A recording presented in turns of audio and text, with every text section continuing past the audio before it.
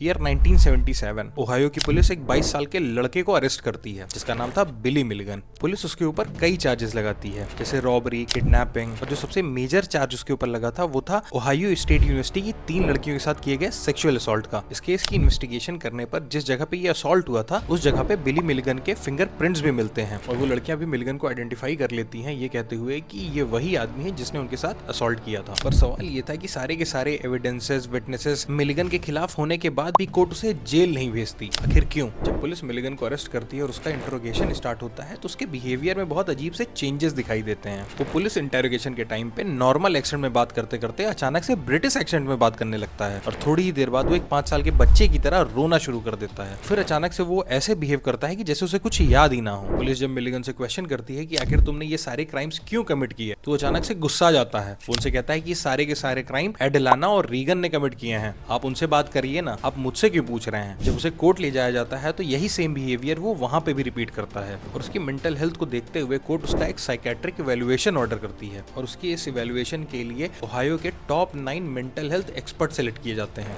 वो मिलिगन के mental health की थॉरो इवैल्यूएशन करते हैं और कोर्ट को अपनी रिपोर्ट सबमिट करते हैं जिसे पढ़ते ही कोर्ट के होश उड़ जाते हैं। वो कोर्ट को बताते हैं कि बिली मिलिगन एमपीडी का शिकार है, यानी मल्टीपल पर्सनैलिटी डिसऑर्डर का, जिसे आज की डेट में डीआईडी यानी डिसोसिएटिव आइडेंटिटी डिसऑर्डर कहा जाता है। वो कोर्ट को बताते हैं कि मिलिगन के अंदर 1-2 नहीं बल्कि टोटल 24 पर्सनैलिटीज हैं और हर एक की अपनी अलग इंडिविजुअलिटी है, ऐसे जैसे चेहरा वही पर इंसान कोई और। मेंटल एक्सपर्ट्स मिलिगन की कई पर्सनैलिटीज के बारे में भी कोर्ट को बताते हैं। जैसे एक पर्सनैलिटी थी अर्थर, ये वही पर्सनैलिटी थी जिसकी वजह से मिलिगन ब्रिटिश एक्सेंट में बात करने लगा था। दूसरी थी रीगन, एक यूगोस्लावियन पर्सनैलिटी जिसे रिस्पॉन्सिबल माना गया एलिजिडली रॉबरी और किडनैपिंग के केसेस में। क्रिस्टीन, एक 5 साल की बच्ची जो अटक अटक के बात करती थी। पुलिस इंटरोगेशन के टाइम पे ये पर्सनैलिटी भी बहुत एक्टिव थी जिसकी वजह से मिलिगन बार बार रोने लगा था। और सबसे इंपॉर्टेंट पर्सनैलिटी एडेलाना, ये वही पर्सनैलिटी थी जिसने सेक्सुअल असॉल्ट के सारे क्राइम्स को कमिट किया था और उनका कहना था कि उसके इस डिसऑर्डर के लिए उसका खुद का पास्ट ही रिस्पॉन्सिबल था।